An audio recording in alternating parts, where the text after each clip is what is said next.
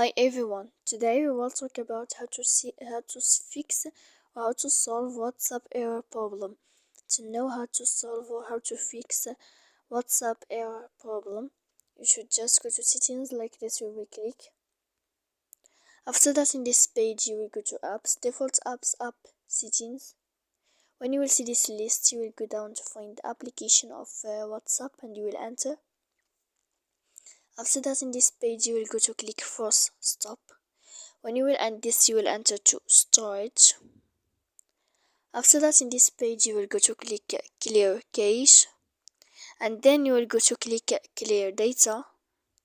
And after all that, you can turn off your phone, so that you can know how to fix WhatsApp error problem.